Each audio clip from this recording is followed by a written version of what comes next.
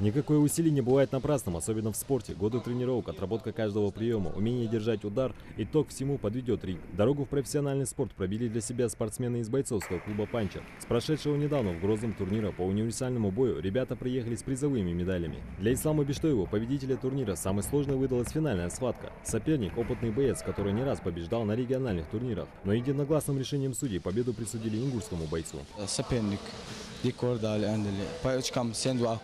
Кот ялорса, штанц профессиональный боер, хотел штагн роки, штанц боя дагеркеш ждутха. Каждая победа дарит славу, каждый проигрыш – мотивацию и стремление стать лучше в спорте. 5 лет тренировок по вольной борьбе, победа на республиканских соревнованиях. Михаил Таршкоев для себя твердо решил перейти в смешанное единоборство. В полуфинале турнира для победы спортсмену не хватило опыта в стойке. Победу присудили сопернику, однако третье место для Михаила всего лишь первый старт в спортивной карьере.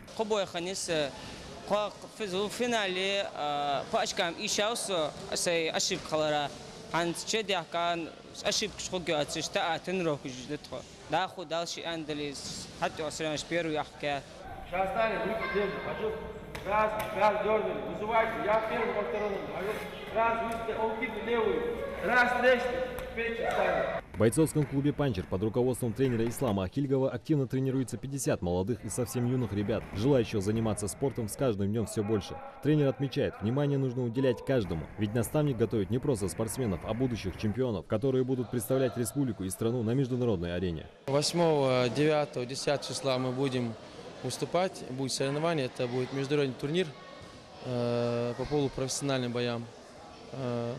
Это будет в Таганроге, Ростовской области. Участвует у нас там 9 человек. Готовимся, как видите, мы готовимся, постараемся показать хороший результат.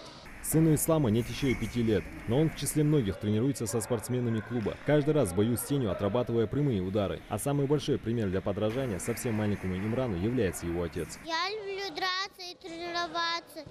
И когда я вырасту, я победю Конора. ММА в Ингушетии с каждым годом становится популярным видом спорта, и это неудивительно. В республике с завидным постоянством проводятся турниры международного класса с привлечением топовых бойцов со всего мира. Еще один хороший стимул для подрастающих чемпионов. Саид Куштов, Рахман Цуров, Новости 24.